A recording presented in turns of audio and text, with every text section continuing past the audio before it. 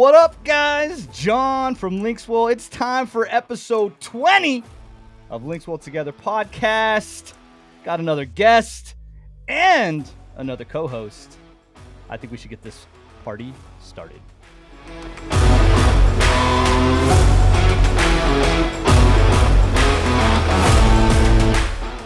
All right, guys, episode 20, and I mentioned I have a new co-host. Not a new co-host, it's a co-host you've seen before once, because Vic thought it would be a cool idea to buy a slammed out, hot rodded out Acura Integra, and then he broke down. So he didn't make it in time for shooting. So my hero, Mr. Arthur Rose. What's up, buddy? Hey. You know, I didn't know you wore your DTDs today. Sometimes. And then here you come being my hero. Superheroes have to have them superheroes all the time. You've been gone forever. Yeah. Yeah, went and had a baby. Yep. Firstborn is 2 months and about a week or two now. So it's about to drive. Yeah. He's already paying rent. So that's cool. It's that's what you do. Start him early. Yeah. Yeah, get him put to work. Yeah, that's cool. Well, congrats. Thank you. There you go. Everybody, Art's back. But yeah, episode 20, we're coming up. This is our second to last episode of 2024. Super excited to get this far. But we've got ourselves a guest as well, calling in from the great White North. Yep. Mr. Ben Wu. Woo! What up, Ben? What's going on, fellas? Oh, just doing our thing. We were talking just before you got in here about camping and how Mr. Ben has property and he can just camp in his backyard, and I'm super jealous. That's amazing. Yeah. Well, this is it. When your population and living in a village of about, a heavily populated 442 individuals, you got some space to deal with. But I will say this. Let me start with this. I was listening to your intro there, John. First of all, I'm super happy to be here. Thanks for having me. Yeah, of course. But then you said some things that, kind of irritate me. Oh. So at first, in my threshold, I was like, if John doesn't call me before episode 20, I don't know if I'm going to say yes. Then I'm like, you know what? Then I looked it up. I'm like, he only has 20, maybe 21 episodes. Maybe he's saving me for the end. But then I found out, no, I'm second to last show. So I'm not sure how I'm feeling right now. Sorry, man. So to my defense, no, I don't have one. Actually, that's not entirely true. Justin and I have episode 21 planned to take the vehicles. Guys, we got to do some media for our off-road or off-grid power bank system. So we have plans to go camping and doing stuff there. So we thought it would be a really cool final episode of the year to be out in the wilderness videoing. So technically, he's the last guest. He's the last guest. So good save, Art. Good save. You're good. He can stay. See, this is why I brought him on. He's saving me everywhere. He's my hero. Oh, man. But Mr. Ben, you let everybody know. I know who you are, but why don't you let our amazing audience know who you are? Right. Well, thanks for having me. First of all, my name's Ben Wu. I am the host of an online platform that we really kind of came, it was a product out of COVID, right? We couldn't really connect with folks, getting people up to date with things. So we started these little podcasts and whatnot. And here we are 4 or 5 years later. We are a full-out online platform that helps, dealers within the mobile electronics industry stay connected with, brands, technologies, what's going on, new products and stuff like that. So for those of you who are in the industry, hopefully you recognize me. If you're not in the industry and you're just an enthusiast, well, hey, I talk a lot and I love talking 12-volt electronics, and that's why we're here. Yeah. That's how we met. We met early on. I think we were one of your first live. Well, episodes. I'm thinking it was Gen 2 XLs. Yeah, when we first met. Yeah. 2. We hooked up. I remember we were live. We were live. Not even just recording. No, yeah, we were that's right. We were live, and I was like, "Don't mess up, John. Don't mess up. There's no B-reels in this one. We got to go all the way through." But it's been fun. I've been on 5 or 6 episodes, I think, with you guys. Are you kidding me? You're like over the 15 mark at this point. Am I? Oh, yes, my bad. of course. I forgot. Well, that's because in the beginning, John, LinksWell had a more limited catalog. But since then, you guys have added things, right? I'm sure we're going to get into some of that stuff. But obviously, a much bigger offering from LinksWell than back in the day compared to, 5 years ago. So, yeah absolutely. Yeah. You cover so many categories now. Yeah, that's true. I forgot about that. I was all thinking the radio ones, but we've done Amplifier, we've done DSP and stuff like that. So cool, man. So how long have you been in the 12-volt world? That's a great question. So a lot of people don't know this, but I actually started my career as an installer. Imagine that. Now let's temper that a little bit. I mean, I started doing car starters and basic car stereos in my garage when I was like 17, like a lot of us older cats did. Big fan of, the lanes and competition and SPL and all that. I was more of a sound cue guy myself. But started in the car audio, doing, basic installs in the garage, and then went on kind of from that installer aspect into getting more into the event promotions. Now, back in the day, some of you older guys might remember, there was a big show scene for car audio, for car shows in general, like hot import nights and that type of stuff. So basically, we kind of had a car club, and we're like, man, we need better shows up here, because all we did was every weekend drive down to the States, right, and try to compete. So we're like, let's throw something up here. So we started the show in Montreal and called SCP. That was way back in the day in 2000, and that show just blew up. Like, we took that concept, went right across all the way to Vancouver, West Coast with it. So it was kind of like the Canadian version of Hot Import Nights, if you will. But what I loved about it was it was a culture, right? Back then, we brought together, we made friends like this. There was no internet. There was no, messenger or whatnot. It was literally, call the people up, say, yo, where are you hooking up? Where are we doing a cruise? What parking lot? And that's how we connected. And that's how that whole community started. So for the next, decade or two, that's my life. I did car shows. I got into drifting. So I did Formula Drift for Canada. Okay. That we were the Canadian arm of that. And then weird things happened. I got into F1 for a while because I was kind of like the peak of motorsports as far as, motorsports are concerned. Yeah, racing. Yeah. And then guess what happened? COVID. There went all events out the window. Gone. Gone. So I get this call from my longtime friend, Frank Spezzano, who is my partner in CMA. And he ran a small little magazine people might have heard of called Pass Mag. Performance Auto and Sound. And, we'd always, collabed on so many different products and events and so whatnot. He's like, hey, you still doing podcasts? And I was doing some podcasting on the side. And I'm like, yeah. He goes, some of these distributors, manufacturers want to connect with their dealers because there's no way we can't go see them. How are we going to do it? So we just got together. I still remember the first podcast we did. It was live, like you said, back in the day. And I hadn't been connected in the 12-volt industry for like a good 10 years at that point. Okay. All these new terms, like you mentioned, DSP, OEM integration, overlanding, like this was all new to me. So I was yes, I've been in it for a minute, but it was brand new. But it was exciting because it just, a whole world of opportunity has evolved since the last time I was there. So as people were coming on to CMA, talking about these new products, these new technologies, I was learning myself. And that's kind of the story. And here we are. And now we're full time. You asked me 5 years ago if this is what I'm doing full time. I'd be like, hell no. But here we are every day staring at a camera in a dark room. Right. And this is what I do. Talking to yourself. Yeah. Talking to myself. Yeah. Yeah. Anybody But I meet really cool people like yourself, your dad, Shu. I mean, it's been awesome. Yeah. I think that's been my favorite thing too, starting the podcast. So I have been talking about doing this podcast for like years because like same thing with COVID, like COVID hit. And then we had these shows that we had spent all this money to like prepare for, SEMA, K-Fest and all this.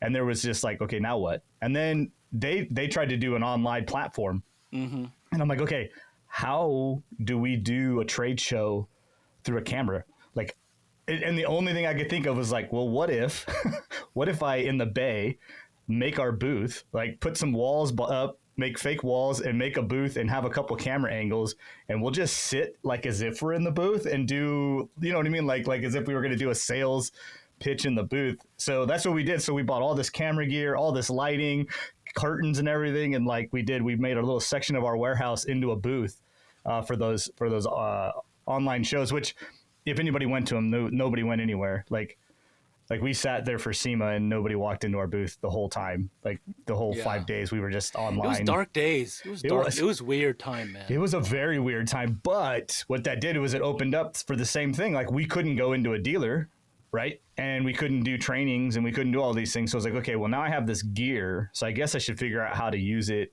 on a different platform and start doing install videos and start doing tutorials and start doing, whatever we needed to. So my progression in the whole media side, that's kind of where it started from, was COVID too. COVID just kind of pushed us into this situation where we were like, all right, we got to do something a little different. And since then, getting to do media, like with you guys, getting to do some of the live stuff with you, doing some trainings and stuff, it was just like, okay, I just got to do this. I got to do this. I got to get a podcast going. I got to do something.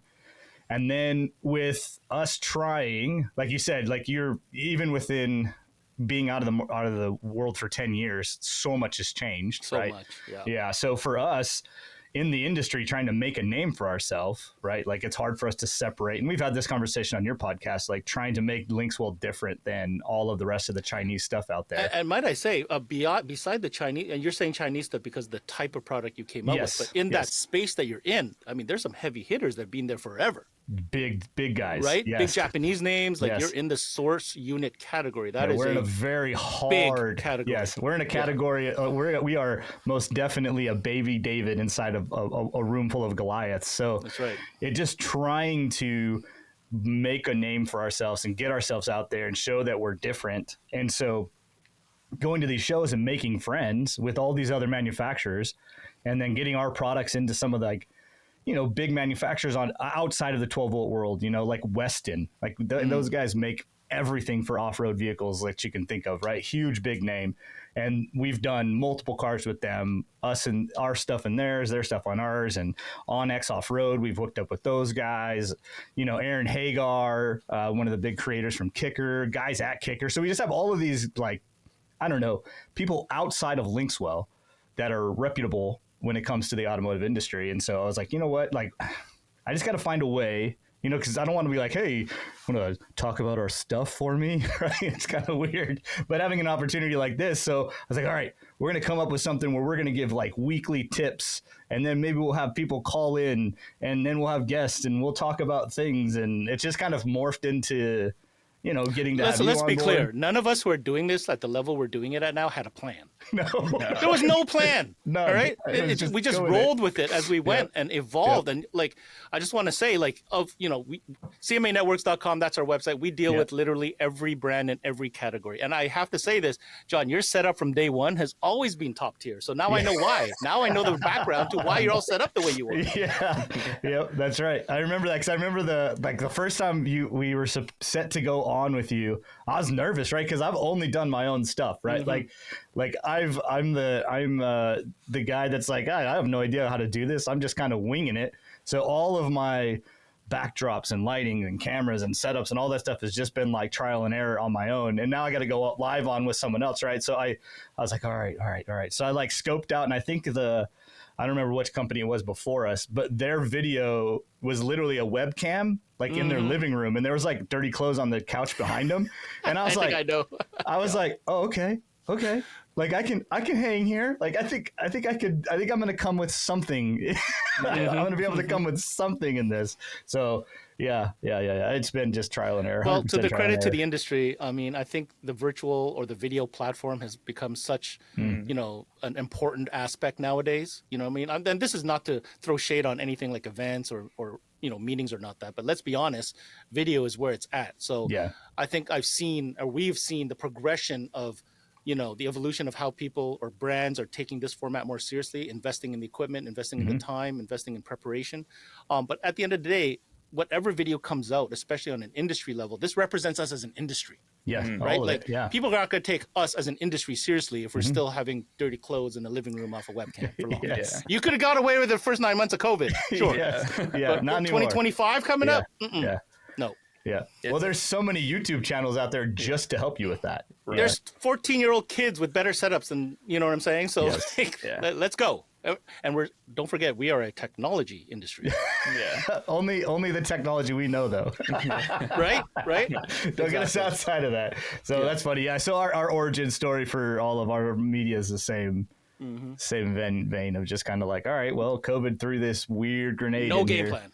Yeah. No game plan. we got to figure something out, right? Because it's one of those things like, man, we've got buy-in, we've got customers, and you know, we're not going to sit and hide behind the COVID. And we make cool stuff. We do. I think we make cool stuff. Like we make cool stuff. I would have to say, let's be honest. Nothing. Sorry, Art. Just there's nothing that we sell that people need. You're not wrong. All luxury good stuff. We make stuff that people want. Yes. And we make cool stuff that people want. So that's it. I'm just throwing that out there. Sorry, I didn't mean to cut you off. No, you're good. You're good. I was going to say, to the credit of this platform of being able to podcast and outreach, I mean, you can travel across the country. That's time, that's money, that's labor. But you can access the multitude of this industry just by a video call. And what that's wonderful, and I can see it in just how you've been able to grow in this platform alone, is having that ability to show up, be a face, be a name, be integrity, and then have that be reached out and be, hey, you know what? Like, those guys are seeming like they want this. They have a desire, they have a push, they have an ambition, and then getting to connect in with, you know, great names like yourself and being able to access out those cool tips and trips and showing that personality and growing and growing, growing. And it just kind of snowballs. Like any podcast that you really put the time and effort to look, and they're like 300, 400, 500 episodes in, you're like, you guys have been at it, and you can see like big names kind of interrupt that kind of regular podcast access, and you can say, oh wow, how did you have access to that person? Well, the integrity has been shown throughout time. So I think you nailed that. Like when we started, I'll be honest, there was sometimes, you know, we wanted some big names on, right? Give us some credibility, like you were saying. And you know, Frank and I did have some contacts. We've been doing this for a while, but at the end of the day, people will still be hesitant because they don't know what the platform is. Who's the audience? What is it going to look like? Will this help our brand? So on and so forth. You know, I think we've done 4,000 videos. Yeah, it's ludicrous. It is absolutely insane how many videos we've output since then. But that's just what it is. That's just what it is. Yep. But it's a anything in any industry though. When you have an unceasing desire for quality, like it just. Like you don't get to a certain point. Like I've already got, you should see my Amazon cart right now trying to fix up some of the stuff in the background of my stuff. Like I'm just like, okay, I don't like the way this is kind of like stuff that people probably aren't even ever going to notice, but I notice it, right? Because I'm seeing the same video over and over again. I'm like, yeah, I don't kind of like the way that looks, or I don't want to do that. I want to change this up. I want to make that look a little different because I just want it to be on all levels, right? Like that's why we went the high dollar with the microphones. That's why we've done, you know, all the different things, because we just want to keep pushing that quality, you know, up and up and up and up. So, but it's fun. I do enjoy it. I like to talk. Like I think you and I, every time we hang out at the shows, we have a good time because that's 100 for sure. Yeah, absolutely. We can just hang out and chat. Wait, did you say I like to talk? I said, boy, do you like it? Yeah. You're welcome. Yeah. It's amazing there's any oxygen in the room when Don and I are actually physically together somewhere. He's not even wrong. Yeah. You get us both on the same time. I have to bring my O2 tank every time. Yeah. Yeah, exactly. Take a hit here, take a hit there. Yeah. I love that, man. Oh, man. Well, let's talk about a little bit. So you come back new to the industry. Well, not new to the industry, but reintroduced into the industry. All that stuff. Well, actually, you know what? I want to know. So you got into car club. Like, what was your car? So way back then, here's a fun fact. So my first car was a Nissan NX 1600. That was an ugly little thing, but it was a 1.6. It was Japanese. It was Nissan. Had T-tops. It was kind of cool. Okay. Bro, let me just put this image in your head. Small black coupe, Japanese T-tops, and I had tri-spoke wheels just to age myself a little bit. Yes. An RS Akimoto intake, and that was my only mod. And a Momo's shift knob, I think. Oh, okay. After that, there was this whole touring thing. So touring racing, like four-door sedan kind of thing. So we had a model up in Canada from Acura called a 1.6 EL, which was like a fancy luxury version of a Civic. Okay. Under the Acura brand. Had different front fascia, but basically it was a Civic. But I went ahead and did that all up New Speed. You remember that brand, New Speed? Yeah. And we did this like super touring style. And I was I believe, if not the first vehicle to be featured in Sport Compact Car magazine from Canada way back. Really? So that was my first build. Wow. Yeah, that was pretty cool. You came out swinging. I did. I mean, there's a couple cars since then. I think though, if anybody knows me or has heard, I think the vehicle that is attached to my name that would probably go down would probably be my Civic. So my Civic EK, it was a 99 hatch, full Civic Type R conversion, but kept it left-hand drive. Oh, okay. But full CTR interior, top to bottom spoon, Mugen, JDM. This is before JDM people even knew what JDM meant. Yeah. So I was like way ahead of the curve. I was sourcing out parts from Japan, eBay. Yeah. It was hard, right? It was really tough. Like I remember I found spoon calipers. Dude, I paid $2,000 for those things back in like 2004. Which is like $8,000 now. Yeah. But I can find them right now for like $300. It's crazy. No, you're not wrong. Building a car in the 90s and probably up until the mid 2000s was a different game. It was a very, very I different built game. that motor on a block before I even went shopping for the show. Yeah. Like it was like that kind of level build. Yep. Yeah. That's full dope, roll man. cage. Yeah. I tracked it every weekend, like that kind of build. That was when like crazy. And I like I did all these car shows, right? But I never believed in trailer queens. Like if you're putting all this money in your vehicle, you got to drive that. Yes. Thing. So that's my thing. Yeah. And I'll be honest, I'm hitting that middle age and I'm itching to do another build. Yeah, you are. So I don't know what's up next. So my only saving grace is that over the last 3 or 4 years, we've built actual full show cars. So I've got to live vicariously here and get paid. So I get paid and I get to build what I want to at the same time. Paid and play. Yeah. Imagine. Yeah. I don't get to keep the car, but there's still, I get to drive it to the show sometimes. And then like currently I get to drive the Jeep a lot right now, which is a whole nother story. Can I ask a host a question? What was your first system? I always want to ask you this question. My first system? The one that you're proud of, not the one that you just kind of slept together, but the one you're like, yo, this is my system. Man, I've done a lot of systems. But the first one, the very first one that you were proud of. I think the first one that I was proud of was in my 1991 Honda CRX. Nice. Yep. And I had a wall with 415s in it back when Audiobahn made their first comeback. So I had 4 of their like... LJ Garcia. I had 4 of their... I had 4 of their big like 1500 watt 15s and then one of their monsters like 3600 watt amplifiers. And then, of course, I had like Diamond Audios in the front, and I think I had an Alpine V12 playing all the mids and stuff. Alpine, the high end Alpine that had no preamp or it had no built-in amplifier. It was all preamp. It was all pre. With it was all preamp. Out. Yep, preamp right into their digital DSP EQ, and then out to the That was probably my best system. That thing hit hard, man. 415s? Yeah. Damn. In a CRX of all things? CRX, yeah. Yeah, that was probably my favorite one. Nice. So. Yeah, my first system I was really proud of was probably a all Rockford system, Punch, back in the day. I couldn't afford a lot. It was like a 2 small amp system. Yeah. The one I'm probably most proud of was probably my Orion system. I had an Orion going on back in the day, like XTR. HCCA? No, XTR. Did an XTR with the subs at MB Quartz up front. Yeah, MB Quartz. On an Alpine head unit, right? And the audio control little graphic EQ, the EQ, not the graphic, the physical half-in with EQ. The knobs. Yep. Yep, exactly. You had to have that. Heck yeah. And then I remember transitioning from the Orion. I think I ended up with JLs at one point, and that was, you know what? I'll be honest. I'm not proud of it because I was just following the trend at the time. Trend, yeah. Because every time I competed, I got beat by this combination, so I had to try it. And I did. Yeah, I got you. Yeah, that's cool. Very cool. I mean, I've built other ones. Like I've built some show cars, but they weren't just me. So like a buddy and I built cars we built 2 cars for Kia.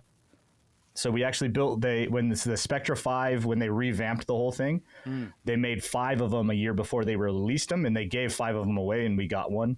And then the next year they did the same thing with the Sportage. So they had made 5 and we got one of those. So both of those, like the Spectra, we had like, this is right when TVs were becoming a thing. So we had like 22-inch TVs in the rear doors. Wow. We had 4 Kicker L7s in the back of the Spectra. When we did the Sportage, we actually pulled the back seat out and we had 8 of the CV. I think it was the CVRs. It was the first year that Kicker made expensive circle speakers. I think there was CVRs then. So we had 8 of those 12s in there. We took the taillights out and put speakers in the taillights, and like that one. Those builds were like crazy, but they weren't just me. Builds. Yeah, I miss those builds. Yeah, me too. Like when it was just over the top. Like you'd spend forever looking at it. Like, dang, did you see that? Dang, did you see that? Yeah. Yeah. But I call it the headlight swap era. Yes. Where you used to see cars with different front ends. Yep. Yeah. You would get the Honda Civic that someone threw an Integra front end on. That era. I really miss that era. They were putting the M3, the BMW M3. They were always putting the M3 stuff on cars. Yeah. But again, those were the days where it was like, you had to make everything. Everything. Like there was. There was probably way too much fiberglass and putty and Bondo at the time. But whatever, man. Whatever it took. I fiberglassed a lot of stuff, man. Oh man, a lot of stuff. I'll be the first to admit, and anybody who doesn't admit this is lying. But there was a time where the aesthetic fiberglass finish look was more important than how it sounded. Oh yeah. Oh, 100%. There was a time. Yeah. There's always that like battle between function and fashion. especially when it comes to doing anything in fiberglass work. Yeah. Like, sure. yeah, it looks cool, but it doesn't sound as good. But No, yeah. sound terrible. Yeah. I mean, we've done both. We've done ones that looks good and sounded good, but yeah. So I think for myself, the ones that I built all on my own would definitely be my CRX. I super proud of the stuff I built with my buddy, like the stuff for Kicker, stuff for Kia, stuff for Kenwood, stuff for, I mean, we did stuff for Raging Waters. We did a build for Nickelodeon. We built a van for Nickelodeon. So like I've done a lot of really, really cool things. But they've all been partner builds. So I wouldn't ever want to try and take away that like I did it. My partner at the time was like one of the best. Like I still don't know very many people that could just work with fiberglass and wood like this guy. This dude just had like a sixth sense, man. Like he just could do things, and the way he could use tools, you're like, what? Like I learned so much from that guy. Now, never hand him a pair of crimpers because the dude couldn't wire anything up to save his life. He's like, not the electrical side. No, he's the like, fab side. Yeah, so that's Kia. The Kia I talked about with the 22-inch TVs in the door, like it was literally Thanksgiving Day. And he calls me, hey, bro, I figured out where we're going to put those TVs. I'm like, why are you working, dude? It's Thanksgiving. Because it was in his head. Yeah. He's like, no, I got it. So he sends, it was before smartphones, right? So he's like, yeah, I'm going to put them in the back doors. Wait, how? He's like, well, I took the casing apart and I figured out how to mount the screen. And I'm like, okay, so how are we going to make it work? He's like, well, that's your problem. Oh, yeah. I'm going to make it fit. Yeah.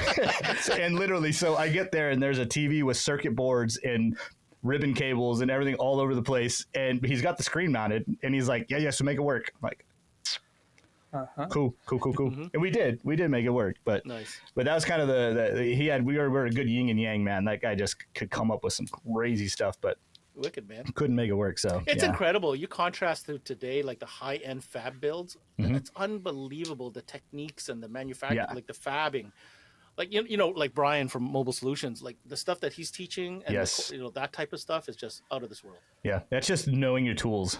Like that's 1,000% knowing your tools, making your jigs. Like that's always the key, right? Like, you know, you know a good fab shop by how many templates they have hanging on the wall. You know, true. Because that's somebody that's thinking ahead. Like we had a ton of templates, template for this, template for that. Template but you made your own template. It's not like you bought the template. No, exactly. We didn't. But so what he's done is he's jumped into that market and has allowed folks, because let's be real, building a template takes time.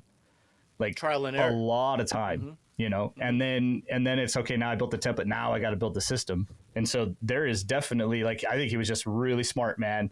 He saw there's a hole here where he could take a lot of shops who probably have fairly decent installers and can bring that shop up way up in levels by simply giving them some tools like templates.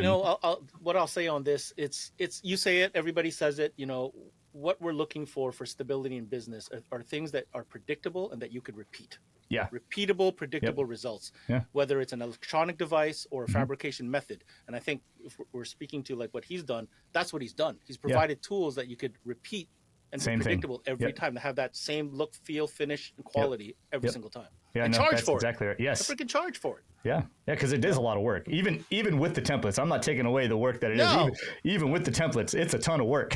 There's still the finishing, the upholstery. Like there's so many all things, of that. Right? Yeah. And envisioning it, like how are you going to use? Like the template's only as good as your vision on how the template's going to go into a car. Yeah. So I'm never going to take away anything. I just think he was really smart in equipping and honestly helping the industry. Let's be real. Like he's helped the industry as a whole, making it so that there could be that repeatable, consistency, and quality. So, we're getting way off topic there, but show cars, cool stuff.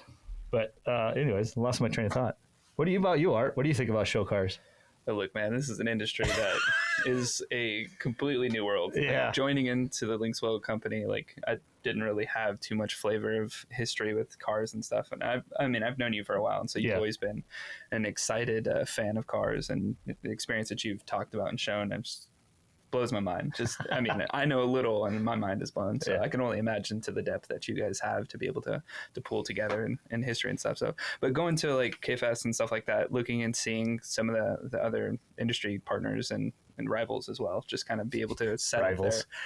those scenarios. And it's been interesting. It's been it's trying to take on that charge of being able to receive the good work and hard labor that others have done, and then also try to take that to challenge yourself to do a little bit better and try to get those ideas. So a lot of the things that I've seen with my limited knowledge, I've been able to be like, I don't know necessarily what it meant to do that, but I can say that that's impressive. So I can only imagine that the amount of labor and effort put into there had to be passion, it had to be, so there's one thing to replicate something that's able to be consumed by the general populace. And then there's one thing to be able to impress those that are uniquely enticed in that labor. So, be able to hear you guys talk about like, oh, this person has done this great, of whatever process. Like, I know you and I know what you consider as impressive. And so for you to be impressed by that, for me, it's like, oh man, like Superman is here. You know what I mean? So, well, I'll add to that. And I think this is going to segue into where you want to go, Jonathan. Like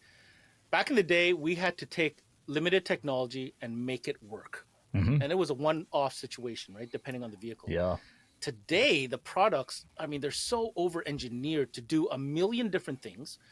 But at the same time, they got to be able to integrate into the myriad of different scenarios that we're dealt with. Back in the day, it was either single din or double din. Yep. Let's go. Right? I mean, that was it. And you had that really weird season of like din and a half. Like you had fine. But you didn't have to worry about depth. Nope. You didn't have to worry about CAN bus. You didn't have to worry about any of this stuff. Does it fit in a double din or a single din? Okay, next. Right? Yeah. And then you want to talk about sound. Oh my God. DSP. When I first heard that word, I mean, I knew what DSP stood for. Digital Sound Processing. Great. I'm a nerd. No. Because these companies, and I'm talking specifically about car manufacturers, they got smart, man. They got engineers. They know how to make cheap speakers sound great in their vehicles. Let's be honest. This is what it is. That's why the frequencies are what they are. They're pre-DSP'd. And now we're trying to make it better because Mr. Customers walked in the store and said, yeah, I bought this car, not happy with the sound. I want it better. That's why he's there. Yep. Easy to say. Yeah. Because the first question after that is, okay, hold up. What vehicle are we talking about? Before we never had to ask that question. You just were like, nope, I got you. It was how much do you want to spend? I'm ready to go next Tuesday. What's your budget? Right? Now, there is like a 4-hour probing and system building and researching to make sure that dealer can deliver on that promise of getting better sound in that vehicle. Yeah. Right. My wife just got a new Accord, right? And she's like, when are you going to put my system in? I'm like, oh, sweetie, you're going to have to give me some time because like I got to deal with cabin mics. I got to deal with the fact that like all of these trunks are designed to literally kill bass. Like you don't want to lose your trunk, but you want to have good bass. Like that requires a lot of ingenuity. And like, I've got to really think my way through this because I want to save as much of your trunk as possible. Well, not like, I don't want to put a 12-inch woofer back there, take up like a cubic foot and a half worth of airspace, and like you sound like it's a 6-inch woofer. And expect her to take it in and out and rewire it every time? Well, not even that. Just the fact that like putting a box in the back of a trunk anymore doesn't even work because the way it's designed is kill that frequency from the road noise. And so putting a 12 in the trunk of a new car is this like the equivalent of putting an 8 in the trunk of an older car. Like, so you're just not getting near the sound you are. So I'm just like, baby, you're going to have to give me some time because I'm really going to have to work this one through because I know the problem is she's had cars where I could put an 8 and it sounded like a 12. So she's had, like, I've built some really nice sound systems for my wife. So she has an expectation that she expects for me to hit. And meanwhile, you go Google and there's nothing on that car yet. Yes. You don't even know what's in there. I don't know where to find the mics, like all that stuff. Exactly. Yeah, but no, the integration it's been crazy what CAN bus has done to a car. Like I remember the very first CAN bus radio was like, I think it was the Chevy Cavalier was the first one. And you had to run an accessory to the radio. Cavalier had a CAN bus? Cavalier had a CAN bus. Wait. Like OG Cavalier? Yeah, man. Like the one that you had to pull the whole top of the dash off. Like you had to pull the airbag out to get the radio out. Wow, and then you had to run an accessory because there was no accessory back there. Yeah. So not only did it take you 45 minutes to get the radio out, but then you had to run an accessory because nobody at that point had a CAN bus anything. Like CAN bus was not a thing back then. And so there was like that constant chasing. So the manufacturers have pushed our industry and has forced us into a thing. But like you said, like we went single din, double din. And ultimately like our even the Goliaths really just kind of paused at the double din touchscreen. when it came to development, right? Like it wasn't until Apple and Android came out with Android Auto or Apple CarPlay that something new came into an aftermarket radio. So, I mean, you could break down the history pretty quick, right? So you had the slide out, then you had the CD, and then you had the single DIN flip out, right? That dominated for a long time. Then that double DIN thing came in the picture, and everything was double DIN for a while, and then everything changed when the DIN went away. Yeah. Yep. What do you do now? Yep. Right. Yep. And then you had all these dash kits that were funky, but the radio itself just stayed a double DIN. It wasn't even a radio. It was a motherboard behind a plastic panel. You're talking factory stuff. I'm talking factory. Aftermarket. Yeah. So factory created this problem, right? And our industry's answer was a double DIN radio. Correct. And then we had like Metra and Scotia, and all these guys were trying their hardest to make a dash kit to receive a double DIN radio, but you just knew it was aftermarket. Can you imagine going from just doing little thin trim kits to now doing entire dash pieces huge pieces, with clips and vents and buttons and texture? It's a total different business. Oh yeah, I do not envy the guys that had to go through the development with Metra and Scotias, as these dashes continue to be more and more intricate. And then you got players like Maestro came in to try and deal with all of the extra data that's coming from the radio. So the industry's just kind of been like, I feel like we're talking early 2010s was when a lot of the cars were starting to come out with a lot of CAN bus data, a lot of the integration with the radio and the vehicle. There was things that were starting to go from like, you could see your tire pressure sensor, you could see the temperature, and then it turned into, you can program door locks, cameras. All this stuff just started to kind of grow and create this hole for an aftermarket radio. So watching companies like Maestro come through hard and kind of build that stuff has been really cool. So what has been exciting here, because like I've been in this industry since '98, right? So I've got to walk through that whole, like I can remember putting in pole outs, I can remember putting in single DINs, I can remember the first flip out. Like I remember the Pioneer Dolphin. Yep, the Dolphin. We actually I don't know who I was talking about that on the gel cell, and then they had the one where it was the race car. Yep.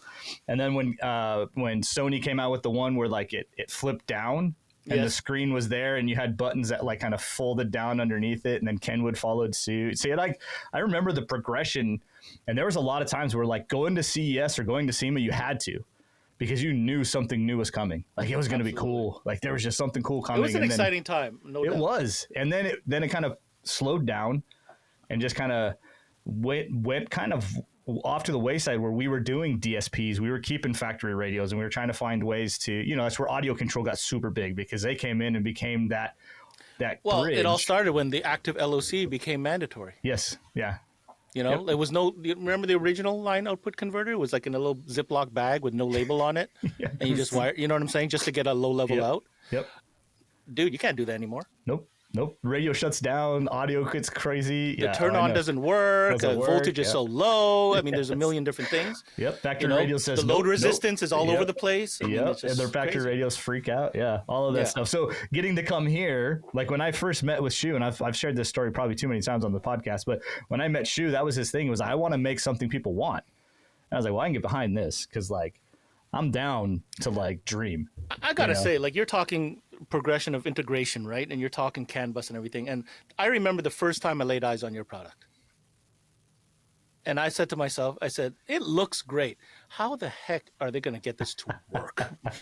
I was so concerned. I said, I understand what's going on here. Okay, there's an Android. Got it. Understood. Okay, big screen, touch screen. That's cool. But they're trying to get it into a 2020 truck. How? I never understood it until you explained it to me. Yeah. So I think that for me was a revelation when I learned about your products. Yeah. Like I remember our first conversation. Yeah, my mind was blown. Yeah. No word to lie. My mind was blown. I said, hold up a second. So you got the screen, check. Interface software, check. Wait a minute. You also do the molded, like I remember asking. I said, hold up. All that is included in the kit, and you're like, yeah, man. I'm like, but that's like a whole other business from electronics. Yeah. Completely different line of manufacturing. Yep. So you piece that together, and then the final piece was the integration side. And I didn't fully understand it, to be completely honest with you, Jonathan, until I got my hands on one to install. Yeah. And holy cow, guys, if you've never installed one of these things, you would not you will not believe how many wires, Molexes, plugs, and everything come in this box. Yeah. Like every scenario you can think of. Not gonna lie, didn't know what I was doing. Had to call John, and John walked me through it, right? And listen, there's a little bit of programming involved because obviously you don't make a model for every single model. There's little whatever switches, pins, settings that you got to go through, right? Yep. But it just works. Yeah. Straight up. Yep. First-hand testimonial. There it is. It just works. Yeah. You just gotta understand what you're dealing with. Yeah. Yep. No, that was exactly our whole conversation, man. You were like, wait a minute. Because we kind of bridged that gap. We became a one-stop shop for all of those things, which then it helped us. Ultimately, like we actually just had one a couple days ago, one of our universal radios, right? They couldn't get the steering wheel controls to program to our radio, so they call us. So then we go through all this process and find out that the steering wheel control adapter is not actually sending the signal out correctly. So something's happening on that side. Sorry, we can't help you. Now you got to call that company. And then they're going to go through the same process with that company. So us being able to be everything, with our T-style radios has been incredibly helpful when it comes to helping our dealers. Respect to Art, because you're the guy taking the phone calls? Damn, son. It's not as bad as, like one would think. Like if you think like, I'm kind of like the firefighter, putting out fires here and there and whatnot. A lot of it is just getting used to what this product is able to do. So like the one thing that I would say is an issue that's in the industry is we have this product that is completely new to the customers. They see their little fancy little radio here, and then they see a tablet going into that place and they think it's going to work just in this limited form. But then when you like really get to expand it open for them, like you get to do all of these other things that you could with a tablet, but in your car. And so when they begin to go, okay, well, now what does that mean? And so then they start asking all the dealers like, oh, can I do this, this, and this? And some are lofty dreams, to say the least. But when you get to sit there with the dealer and be like, hey, actually, this is how it works. This is, what we're going to do with this and that. And, yeah, you can do the climate. You can program it to different things. So like your buddy can take his, F-150 2017 and put it in his new 2020 and, be able to still function the similar things. And so being able to, kind of interact with them and kind of sit with them and have like a relationship with the dealer to make it seem like, you're not just another number, you're not just another seller of ours, but we're in a relationship. We're working together to create something for the customers. And a lot of the time the customers are like, I never knew that I could do that. Even the slightest things like swiping the bottom source bar. Bro, let me tell you, I got to speak here. Two things blew my mind and I still remember them. Number one, Street Fighter. All right. When I seen that, I was like, "Are you kidding me?" They figured that part out, and then I started understanding. Oh, this is Android app based, so on and so forth. And then I think John had brought this up early on, and this literally has still stayed with me. Every time I bring up LinksWell, I bring this example up in the conversation, and that is Ring. Like I have Ring all over my house. I get my phone notification, but to have that on the road. Same user experience as on your phone and be connected that way. That if you can understand that, then everything else should make sense. Yeah, absolutely. Well, and that's kind of what sets us apart, right? Like that, and part of why we came, with this podcast, Art being here, right? Like a lot of folks don't get to see Art. A lot of folks get to call. Like you said, we do love to partner. Like I actually had the opportunity to interview some of our reps and our dealers at SEMA. Like I brought them into our trailer. So we've got like 10 videos out there of just kind of, hey man, we're a team. Tell everybody, what it's like to be with LinksWell, and then getting people to see Art's face, and just have those conversations. Like we want people to dream. So that Street Fighter thing was because somebody tried it. Like I didn't learn that. Like literally, I had somebody on one of our social medias tag us, and I messaged him. I was like, bro, how'd you do that? And he's like, oh, I went to this website, downloaded these ROMs, I used this app, and here's the Amazon link to the $10 remote I have. And I was like, oh, so it cost you $10 to play video games on the radio? Cool. So what did I do? But I went and downloaded the ROMs, of course you did. downloaded the app, ordered that remote, and I was like, okay, that's cool. And then we were like, all right, what else can we do? And what else is there that we can do? And Ring was just an easy one. Like, oh, I wonder if Ring works, right? So sure enough, downloaded Ring, logged into my account, and I was sitting there talking to my kids at the front door. It's like, what is this? This is crazy. Yeah, it's limitless. And for those, obviously if they're listening to your podcast, they probably have some semblance of understanding what LinksWell does. But from somebody like me who literally talks to every brand, every product in the industry, let me say, you guys are very unique in what you're offering as well. We started this podcast talking about the competitive nature of, the category that you're in, but really you're in a couple categories, right? You're in source units for sure. You're also in OEM integration, right? This is a big deal. All the radio manufacturers rely on a third party for that integration aspect. You guys do not. This is in-house. I want to make that distinction. I think that's super cool. I can't understand or fathom how you guys manage that type of engineering technology all under one house, including the molds and all that. But you guys, managed to do it. So you guys are really unique in the offering. I love how over the top things are. Like when I thought that screen was ridiculously too big, you slap on another 3 inches on it, even bigger.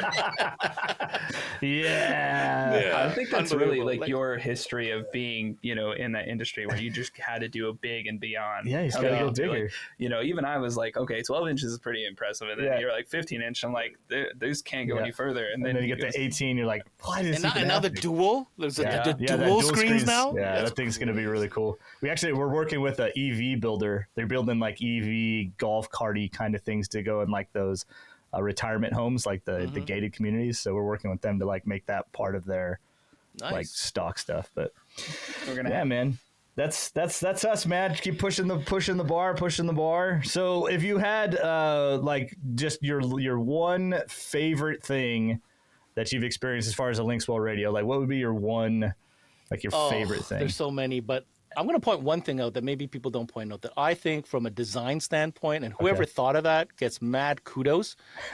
All right. Listen to this one. It's that knob you got on that new F-150 screen. That's cool. Huh?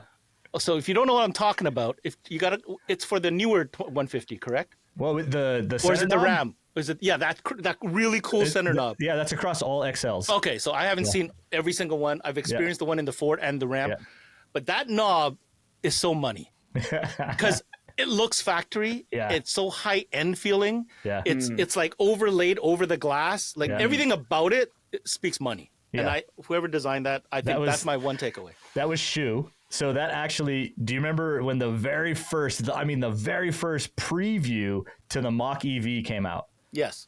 Like, I mean, we're talking, I think that was even almost pre-COVID. Did it have that knob? It does. Yeah. The Mach EV had that knob. And so Shu, the owner, was like, I want one. Reverse engineered that. Our factory was like, that doesn't exist. He's like, make it. Make it. Yeah. So that was let me tell you something. Shu is gangsta AF. I just wanted to say that. Yeah, he is so gangsta. Yeah. Shu doesn't play. Like we literally just had a meeting this morning about bringing in another design engineer because he's just like, I'm not happy with the UI. It's not interactive enough. It's not flashy enough. I want flashier. I want cooler. Like he's like, it's just not cool enough. Like that's his thing. Is like, I get it. We got it. It's working now. Okay. But I want it to look cool now. I want it to look cooler. So he's wanting to bring in people who are specifically around cool design and not just the functionality. So which is gonna be nice because it's gonna pull away our engineers who create function. Now don't have to worry about fashion. They can just worry about function, and we'll have somebody else worry about the fashion, which means when Gen 7 hits the mark, it's going to be even. I mean, I don't know what you're going to do. The finishing is incredible. I even examined the backside of the panels, like the factory clips. Like there's, you know what I'm saying? Like it's there. It's all there. Yeah. I still couldn't believe that you guys also make that stuff. That's still mind blowing to me. Yeah, man. Well, thanks, Sonny. Thanks for pointing out that knob. That's one of my favorite. I don't know if anybody else would, but I noticed it. Yeah, well, I think it's one of those. Everybody likes to go into the functionality. A lot of people don't realize the kind of the thing like that. Well, the thing is with the functionality, right? Once you understand that it's an Android-based software, then it's limitless. Like as far as apps and all that, so connectivity and all that type stuff. But stuff like the knob, that took engineering. Like somebody had to design and figure out not only how to make it look awesome, but it has to work. Yep. And that knob is going to be touched a million times in the lifetime of that vehicle, so it better work and be reliable. Right. Yeah. So it's your touch point. Other than this, the swiping and all that. I mean, that's your touch point. And who doesn't like an awesome potentiometer? Yeah. What a word to end it on right there. We're going to end it on potentiometer. Mic drop. All right, man. Well, I will make sure that we put CMA's link in the description so folks can come check out more of your videos. You guys check out Ben Wu. He is always hype. He's always got the cool folks on there. And quite frankly, He's definitely got the catalog. Well, the industry is just, if you're in the industry, you're going to want to check out what Ben's got going on over there. Listen, if it's not out yet, if it's not on CMA, It ain't it yet. It don't exist. It don't exist. CMA's finding that cool stuff. Yeah. That's it. I'm just saying. Yeah, man. And we got our new giveaway. Vic wants to give away a 1,000-watt D-class amp, so that'll be our next giveaway once we hit that 500 subscriber mark, which I think at this point will put us at 14.4. I think 14.4. So I'll make sure that link is in the description as well. Check out some of our other videos. But as always, folks, thanks for hanging out with us. Thanks for filling in for Vic. Ben, thanks for taking some time up Hey, there. can I get one shout out in there? Two shout outs, real quick. Shout 'em out, First of all, brother. shout out to Detlefson Sr. and his M&Ms. That's number one. I can smell them from Right? here, to be So honest. shout out to Walt and his Got it. M&Ms. Yeah. And, of course, shout out to the gangster himself, Shu. There it is. Absolutely. Shouts out. Is Shu been on here? No, Shu, I keep trying. I mean, keep he's trying. really shy, but I mean, he's a powerhouse. I'm like, I come feel on, like Shu. He's like, oh, no. I tried to get Wong on here, too, when he was out here, and he said no. They're wise in the background. Yeah. They like to hide back there. We'll get him in here. And thanks for having me on, fellas. I really appreciate it. You know I can talk this stuff all the time, anytime. All the time, brother. So next year, we'll find a spot, because I know you're gonna hit the ground running here coming in January. So We're going to make sure that you walk me through all the new stuff, and then I'm going to tell you about it next time. sounds good. Didn't like that. All right, man. Well, thank you guys so much, and we'll see you guys next week.